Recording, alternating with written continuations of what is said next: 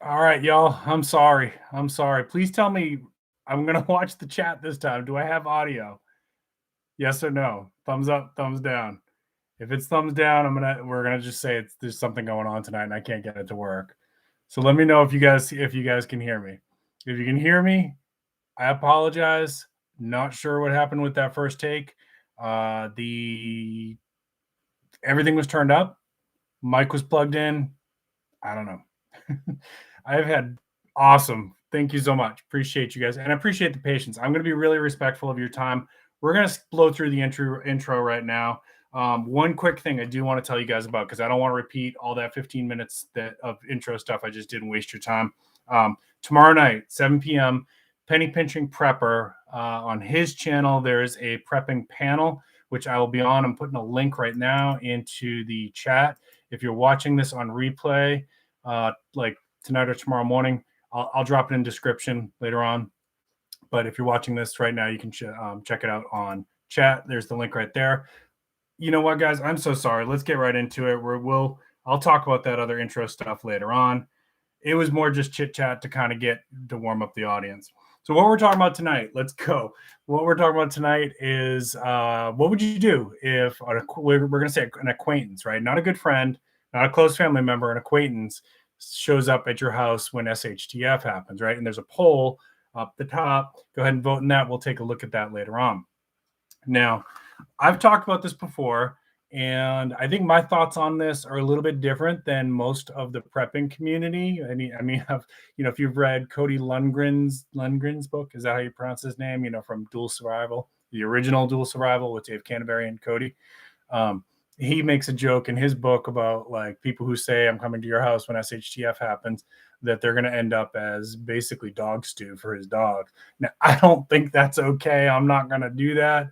I get why people are worried about that. We prepare mostly for our families, and that's 100% true. But, honestly, like if somebody that you knew from your work or something like that, or an old friend from like a neighborhood you used to live in shows up or something like that, like really you're going to turn them away? What if they got kids? What if it's a little old lady, right? Like there's a lot of complications to that. And I'm just not built like that. I respect that everybody here has to make the right choices for your family. So I'm not judging. I'm just saying I'm not built like that. So I have a little bit of a different take on this. And when people have said that to me, like I've got work friends that know I'm a prepper and things like that, and people who are, casual acquaintances, and they'll joke around like, oh, I'll know where I'm going when the crap hits the fan. I'm like, okay, well, if you're going to show up, a couple things you need to know. And if you guys come up with ideas, if you think kind of along the same lines as me and you have ideas of what they should bring, drop it in the chat, drop it in the comments. I'm always willing to like look at some new ideas with that kind of stuff, right? So a couple thoughts is, if the situation's bad enough that you're coming to my house, you need to remember a couple things. Number one, I live in the city. There's a pretty good chance I'm not here. It's a pretty good chance that my family has taken to one of our fallback locations. We have a couple. Number two, if it's that bad that you're evacuating your home, you may not be able to get to me. It may not be safe to get to me for a variety of reasons. Maybe there's violence going on. Maybe there's civil unrest. Maybe it's not passable. I live in a really horribly flood prone area. It's probably the biggest risk for my area, right? So you may not be able to get to me. I might be dead already. I might be underwater, right? I've said before that my area eventually is going to be under the Atlantic Ocean. Just a fact. This whole area where I live was under the ocean. It will be under the ocean again. Nature wins every time. And so, yeah, I know that as a risk as living here. We have contingency plans, we have fallback plans, but we may not get out in time. I lost a vehicle in a flash flood here. And people who've never seen what a flash flood looks like, you might think, well, why, how could you lose a vehicle? Like, because it happens in minutes. It happens in minutes, and the water was up to window of the car within minutes. I didn't drive through the water. I'm not an idiot. I'm a prepper. I know better than to do that. The water came up. Okay. And that I've known other people whose cars got destroyed here. Same reason. It's really, really quick. If you watch the flooding in Texas that's going on right now, that's what it looks like when it happens. And it's quick, right? Don't drive through water that's high. Obviously, like everybody should know that at this point. That still doesn't mean that you're immune from it, right? There's been nights where we've had storms here where we have stayed up all night long just because the water was so high. And in our street doesn't really flood, but the entire city floods. And so it's possible that our street will flood, right? I'm without giving away too much of my location, I'm close to the water, close enough that it's potentially a problem. All right, let me check your chat here before we go into my list here. Yeah, I understand. I understand if people would turn people away, because you have to focus on yourself and your family first. 100%. You're not gonna. I'm not judging anybody for that decision. I completely get it. Freedom by Homesteading. Good to see you. GGG Farms, Dragon Girl Days. Appreciate everybody. Thank you for those of you who came back after the first attempt completely crashed. Looks like I lost a potential new subscriber. Somebody was here and they were like, that's it. I'm out. I'm done. It wasn't my fault, guys. I really, I try to get my audio right before I go live. Pre-issued invitation. Yeah, that's freedom by me homesteading. Like if you're all right, so if you're watching this and you're not like thoroughly planning for your own situation in your own household, and your plan, which isn't really a plan, if your plan is to go to somebody else's house because they're a prepper, you better be having that conversation in advance. Don't just show up on their doorstep. You better be having that conversation in advance and know if you're welcome and what you're supposed to bring. I've told my people, the ones who talk to me about it, like, okay, if you can make it to me and you think you're safer that way, this is what I want you to bring. And I'm going to go through that tonight.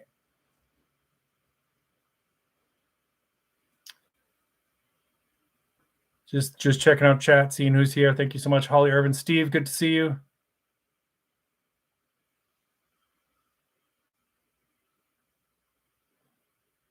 Yeah, flooding in Texas. Depends on the area of Texas, right? Robbie, good to see you. Appreciate y'all. Y'all, if you have questions, throw them in caps. I'm blind as a bat. I did see Biden fall. Yeah. He says he tripped over a sandbag. That he went down hard. And when you're an elder, whether it's Trump or Biden or anybody else, it's dangerous when you fall. He's fallen quite a bit.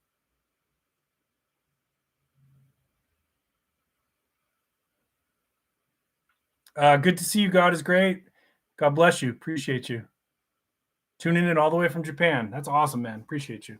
All right. So some of the stuff on here should seem a little bit obvious. Some of it on my list may depend on the situation, right? So if you're evacuating because you've got wildfires and you're coming to Old Sarge's house, you may not be able to get everything on this list. Kind of depends. You might not be, if it's another situation, maybe it's like massive civil unrest, maybe you aren't going to be able to travel by car, right? Like there's possibilities of situations like that. Maybe my city's flooded, which I don't think you should come here for flooding. Like that's probably a bad idea anyways. But if you're going to try, then you might need to bring a boat, right? And then we may be saying, good, I'm glad you're here. Get us out of here,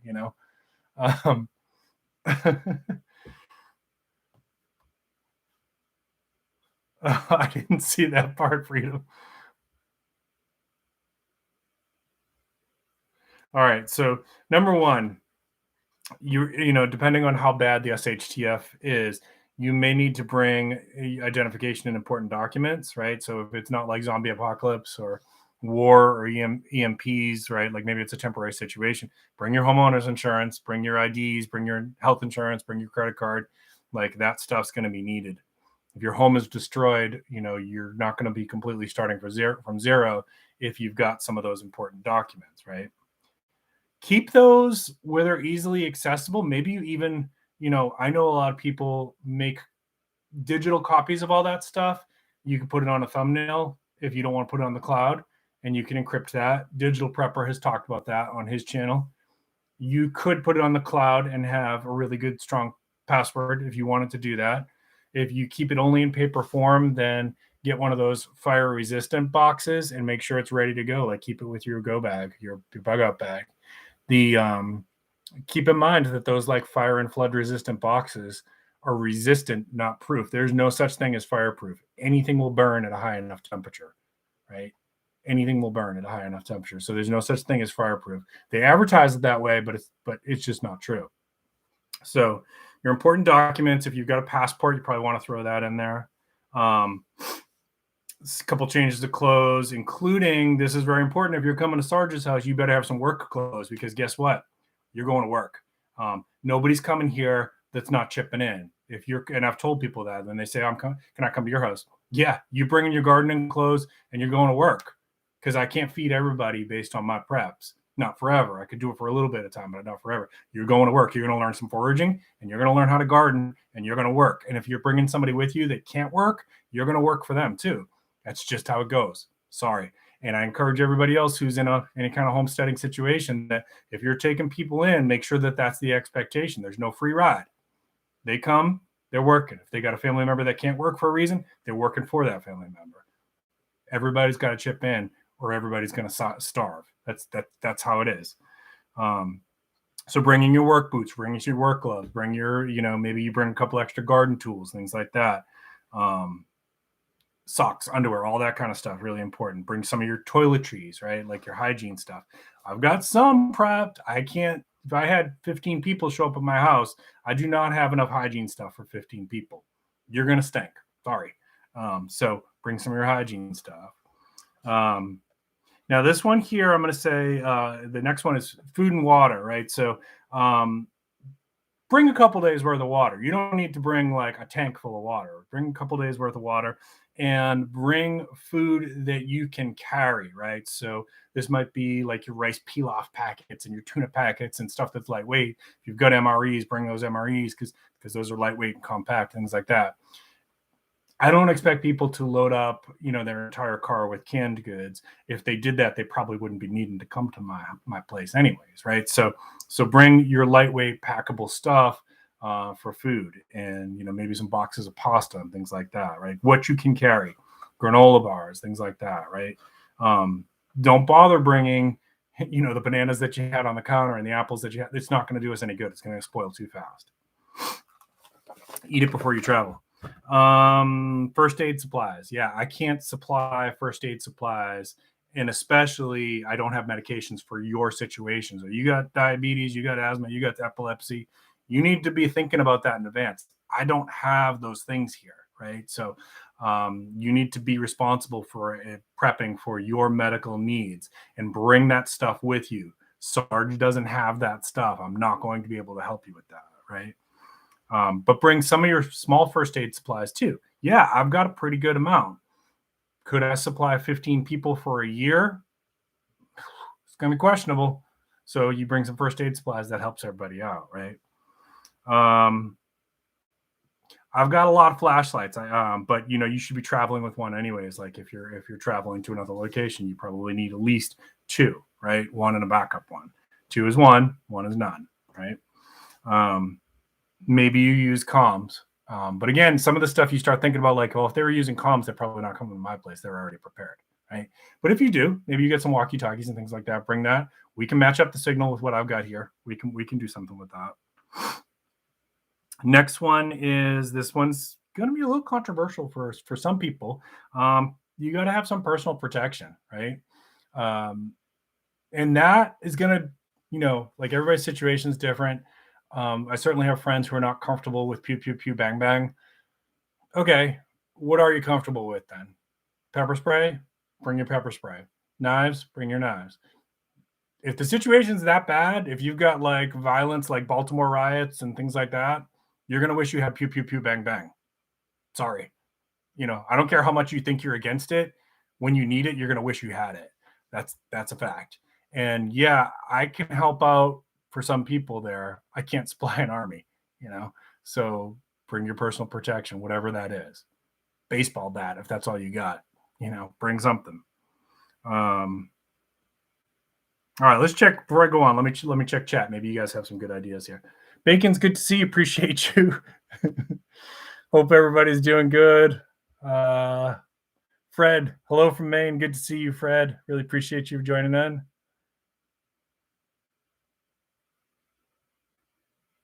Yeah, the fireproof bags are less than spectacular. They're going to help. They're not fireproof. There's no such thing. Stray Kitten, good to see you.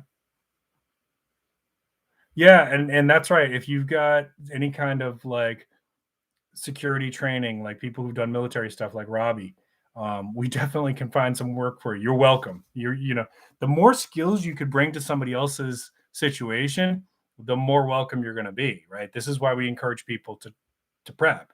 And that can be learn foraging, learn first aid, learn I don't know what else, gardening, learn some gardening skills, learn how to defend yourself, get training. It's not enough to go and buy a pew pew pew bang bang.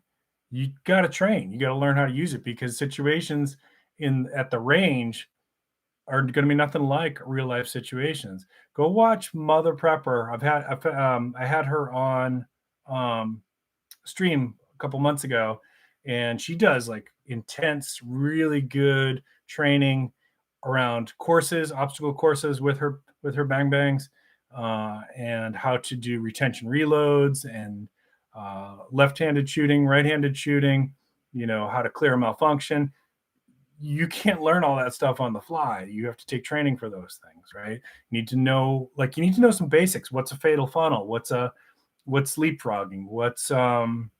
What's flanking? What's slicing the pie? If you don't know what those 4 things are, you got to get some training, right? Don't just go to your firearm store, purchase the cheapest high point that you could find, and then think like, oh, you're prepared for that situation. It doesn't work like that.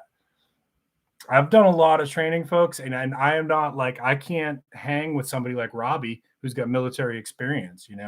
I did what do they call it? IDPA, Defensive Pistol Association, International Defense. I couldn't remember what it was called. International Defensive Pistol Association. And when I was in an airsoft league, I learned from guys who are ex-military how to do things like slicing the pie, how to flank, how to set up an overwatch, like all that stuff. Am I an expert on it? No. If I was, I'd be talking about that stuff more on the channel. I defer that stuff to people like Corsair's Trainers, who runs a channel that talks more about that stuff, right? Train with the right people. You got a lot of people on here that talk about that stuff, and they're not trainers. Like, they may think they are, but they're not trainers. Stay in your lane. I talk about the stuff that I know, but do I train in those other things? Yeah, I'm not qualified to teach you it. Eat all those bananas on the way. That's right, Robbie. You eat all those bananas on the way. A tent. Thank you for mentioning that, because I'm getting to that, Stray Kitten. Yeah, you better bring a tent if you're coming to Old Sarge's place. I got some room. I can't take everybody inside.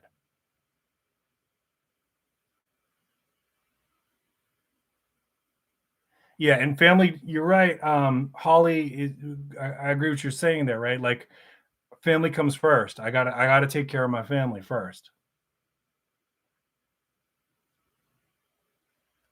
TJ, good. Good to see you. Appreciate you. Hope you're doing well. Speed and violence of action is what wins fights most of the time, right? All right. Moving on. So, personal protection. Okay, so bedding and comfort items. Again, I have some extras of that stuff, and but I tell my people, like, yeah, if you're coming to my place, bring some of that stuff too. Like, I can help some people. I can't help everybody. Do the best we can, right? And that includes also a tent, because if my house is full and there's no more floor space, you're going in the backyard and you can guard the garden. Sorry, probably not gonna turn you away, but I might not be able to put you inside either. All right, so this next one's also kind of be a little bit controversial, but money, right? Because this is going to depend on how bad the situation is. If it's zombies and EMP, like, that money's probably not good. It's fire starter at that point. But if it's most other situations, yeah, money does matter. And even if like the grid was down, a lot of stores will still take cash for a while, right? So we see that here when we have hurricanes and the power goes out for a while. Some stores will open up as quick as they can, but they're taking cash only. So you need small bills. If you're carrying around a stack of hundreds, that's probably not going to do you any good. Like, the storekeeper might take that 100. You're not getting change though. So carry your small bills. If you've got children or adults with special needs, bring whatever they need for entertainment, some toys, whatever, books, puzzles, whatever. That's not going to be my job. That's going to be your job. We talked about hygiene, right? Talked about a tent, sleeping bag, right? So even here in South Carolina, where we have very mild winters, if the power's down, temperatures can drop for part of our winter, can drop below 40 degrees. That is enough to do damage. You got to have a sleeping bag. Okay. You got to have a winter hat. You got to have gloves. I think I did a stream where I talked about the ice storm when I was in Kentucky, and I did not have heat. We did not have a working fireplace. And at that time, I did not have kerosene heaters. I bought them after that ice storm. And we bugged in for 3 days. And on the third day, we could see our breath in the house and started to get like losing some feeling in our fingers, right? So we had to bug out at that point. If we had gloves, well, we did have gloves. I'm sorry. If we had heaters, we could have lasted longer until the fuel runs out. If we had the kerosene heaters at that time, I bought them afterwards. So you got to have some winter gear, right? Yeah, because if I didn't, that's right. Because now I'm remembering how we did it. We set up a tent inside a room, and we slept in the tent inside the room, so there was like double insulation, and that helped. It made it livable. It was cold though. It was cold. We had all the pets in with us and everything.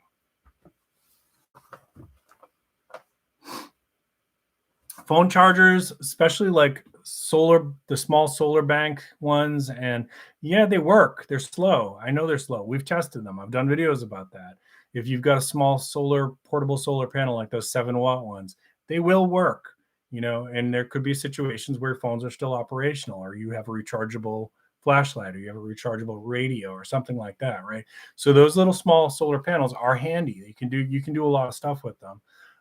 Have a way to charge up your phone, your flashlights, your whatever, because there's a pretty good chance that stuff could be working depending on the situation, right? Talk about gardening tools. Definitely, I've got some, but depending on how many people we had, you might need to do that. If you've got seeds, bring some seeds. Yeah, I've got a seed bank. Sure do. But if you got seeds and you can add to the diversification of what I've got for our garden, because the more people we have, like I can only feed so many people out of my space here, then we'd have to start expanding into neighborhood parks or something like that, or a neighbor's yard, or if they would allow that, things like that. So bring some garden seeds. Work clothing, I said again. Here's like probably one of the most important ones is water storage containers, right? Like at least a couple water bottles minimum. Because yeah, I got some of that stuff too, but I'm assuming that it takes you'd be traveling to get to me. You may not have any fresh water along the way. So you're gonna have to figure that out. Some way to purify water. And again, I've got plenty of ways to purify water here, but the problem we got here is that most of the water around me is salt water. So that's not going to do us any good. And yeah, we can distill, but it's a very slow, very energy intensive process, right? So like we would be relying on a lot of rainwater. If it doesn't rain for 30 days, that's going to be a problem, right? So, every place has its own situations with, what are the risks there? I told you, flooding is a major issue in my area. You might not even be able to get to me. So if you could get to me, fresh water is an issue here. Like there's not a lot of accessible fresh water if they shut off the water. So we'd be collecting it. Would be fun. And I have ways to do that, but yeah, and it depends on how many people are trying to get support, right? I'm not a hospital. I can only do so much. So let me go back to chat here again, and then we're going to start to wind this one down. Hope that gives you all some ideas of like, if this is your plan. And again, I don't think it's a great plan to think like I'm only going to, I'm not going to prep. I'm going to go to so-and-so's house. I don't think that's a good plan. But if that's your plan, at least start working on this stuff, right? At least start thinking about these things I need to have ready to go if we have to go, right? Don't forget to vote in the poll. We're going to close that out in a minute at the top of chat.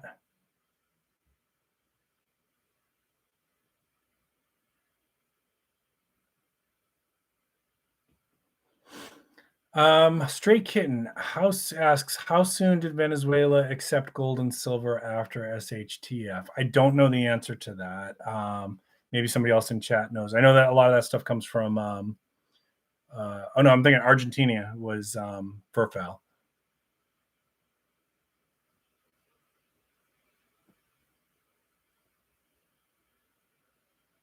Yeah, if you enjoyed this today, guys, give me a thumbs up. Again, I am so sorry about the first attempt and the sound issues. I really don't know what happened. My mic was on, everything was turned up. I had to do a restart of my computer. I'm sorry. I appreciate everybody who came back. I really do. Y'all are great. Maccabee, it's good to see you. Into Preptent. My family says that they're coming to my house, and I'm like, you better, because you need to leave the city, but bring a lot of stuff with you. Yeah. Yeah, and that's it. So Sarge is in the city. I'm in the city, folks. Like, I may not be the best place for my friends to go if SHTF happens. I might already be gone. We have plans, we have fallback plans, we have contingency locations. I may not be here. It may not be safe to get to me. We may be overrun with flooding or fire or violence. There's a lot of violence in my city. There's an active gang war going on. So, have those conversations in advance too. But the biggest thing here is, before we wind this down, the biggest thing here is, as somebody said in chat earlier, you need to have these conversations with your friends in advance. Don't just show up at somebody's house. You got to have this conversation and say, hey, if something was going on, can I come to your place, right? Because I'm telling you right now, not everybody is open-minded about as open-minded about this as Sarge. There are people who will meet you with violence, even if they knew you, if the situation gets that bad, right? So don't assume because Sarge is on here saying, yeah, I'll do my best to try to help as many people as I can. That's me. That's my personality. Other people are going to greet you very, very differently, right? So don't just show up. You better be talking about this in advance with those people. Make sure it's okay. And then if they're okay with it, then you ask, what should I bring? What do I need to bring? Okay. And some of these things on my list are the same things that they're probably going to say, right? I hope that's helpful to y'all. I do want to end with a couple little announcements here. So again, I'm going to drop this link again. Tomorrow night at 7 p.m., there is a prepper panel going on over on Penny Pinching Preppers channel. I'm dropping the link right now in chat. I hope you can join us. It should be fun. Penny Pinching Preppers is a great channel, great guy. I think you'll have fun. And there's going to be several of us that are on there. I'm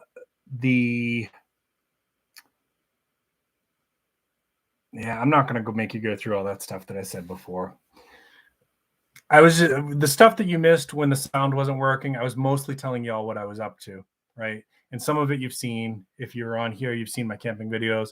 If you're on Instagram, you saw, some of my pictures of the mountains where I was visiting friends at Mount Mitchell. So I'm not going to go through all that again, but I do like to end with a couple other things. Thank you to the mods for always helping out. Really appreciate y'all. Y'all are fantastic. Really, really feel so lucky to have online friends like this community. And when I don't get to go live, like the last couple weekends when I was traveling, I really do miss you all. I look forward to getting back on here and connecting with the audience. So thank you everybody who tunes in and for watching. And if you got anything of value, please consider giving me a thumbs up. If you're new to the channel, please consider subscribing. We'd love to have you join the channel. I always try to end Friday Night Prepper pre-party live streams with something positive. I think I want to say something a little bit different this time. So not necessarily negative or positive. Just be aware, folks. I was watching the news tonight. Be aware that there's so many distractions out there, right? And we are, so much of what is presented to you is meant to distract you, and it's meant to divide us. It's meant to keep us apart. It's meant to keep you angry at your neighbor. And everybody is susceptible to that. They're very, very clever with this. It's like a big psyops, right? Some of you, I know because some of you told me were in psyops, or you had friends that were in psyops. You know what I'm talking about, where they're manipulating you to think a certain way. Okay, this is not conspiracy theory. This is legit. Be mindful when you watch the news that a lot of it is intended to distract you. A lot of it is intended to keep you mad at people. And when you are thinking like that, when you're susceptible to that, you're not paying attention to what's really happening, right? And so big things are always going on. And just check yourself. I'm guilty of this too, right? Like I get triggered just like everybody else by certain things, right? And we're all, it's human psychology. Like we can say I'm immune to this. I think critically, like I'm smarter than the average bear, right? You might be, but we're all susceptible to this psychological manipulation, right? So be aware of it. Check yourself. This is the biggest piece I need you to get. This is important now. I want you to listen. Are you listening? When you feel yourself getting emotional and reactive about something that's on the news or something you see on Twitter or whatever, just take a minute before you react, breathe, and wonder, like, is this something I need to be getting this pissed off about? Right? Is this important to me that I need to go and like let it work me up for a day, fill my brain full of cortisol, right? So you all know that I work in the field of psychology. I know a lot about, I've been in the field a long time. I know a lot about like synapses, neurotransmitters, and things like that, right? And when we get stressed out, when we get agitated, it's not good for your brain. It's not good for your heart. It takes years off your life. Save that for the really important stuff. Get pissed off when it's time to get pissed off. You understand what I'm saying? Like, give me an amen in chat if you know what I'm talking about, right? Most of the stuff that we get pissed off about, we don't need to. Is it really affecting you? Is that story that you saw on the news or that thing you saw on Twitter, is it really affecting you that much that you're willing to take some time off your clock to fill your brain with cortisol, to lose a day out of your life by being agitated and ranting and, you know, around the house and like, can you believe that thing we saw on Twitter? You know, like most of the time it's not. Be mindful of the game, be mindful of the psyops game, and pay attention to the really big stuff. Think critically, right? If you're a prepper, if you're watching this channel, you're already doing this to some extent. I'm asking you to step it up, right? I'm asking you to really check yourself and think about some of those things that we've all been pissed off about for the last 2 months or so. All these games, all these things that like you think you're supposed to be mad about. And does it really affect you that much to get that pissed off? Some of it, yeah. Some of it is worth being pissed off, and some of it's not. Okay? You all understand what I'm saying? I hope you do. I appreciate everybody. Thank you for listening to my rant tonight. I hope you all have a wonderful weekend. Make sure you spend some time with your loved ones. Most importantly, take good care of yourself, right? I tell my patients in psychotherapy that life, to be really well balanced in our life, we have to balance our 3 R's: responsibilities, recreation, and rest. Now, responsibilities is going to take up most of our headspace and our energy and our time, unless you're a billionaire. I'm not a billionaire. And I'm guessing if you're watching this channel, you're probably not either. So that's going to be most of it. But you got to make time for the other two also. You got to make time for rest. You got to make time for recreation, right? And find that time this weekend, even if it's a half hour to read a book that you like or watch a show that you've been wanting to watch, play a video game that you want to watch, going outside, taking that little walk in that trail near your neighborhood that you really always wanted to check out. Please do that. Okay. You matter. You really do. And old Sarge loves you. I missed you the last couple weeks. I'm glad to be back on here. If you enjoyed this, then maybe you join me tomorrow night on Penny Pinching Preppers channel as well. Let me check your chat one more time and I'm going to call it a night.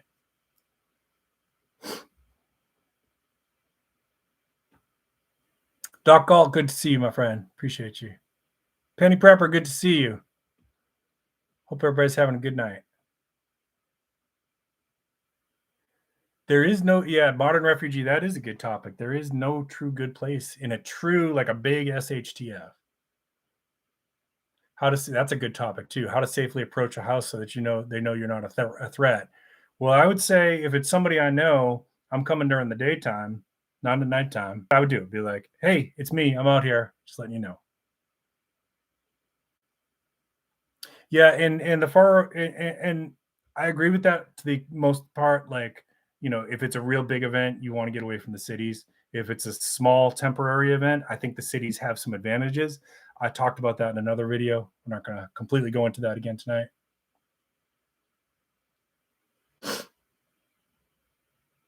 Yeah, I can show that again sometime, Stray Kitten, about how to do the relaxation breathing when we're stressed out. Don't sweat the small stuff. You got it, Fred. That's exactly right. Check yourself when you're getting pissed off. That's right. Thank you. It affects your blood pressure and your heart rate. Yep. Yeah, watch John Candy and Chris Farley movies. Yes. I'm gonna actually when we're done here, you know how I'm gonna go relax? I'm going to watch the new season of Beavis and Butthead on Paramount Plus. I haven't watched it yet. Love Beavis and Butthead.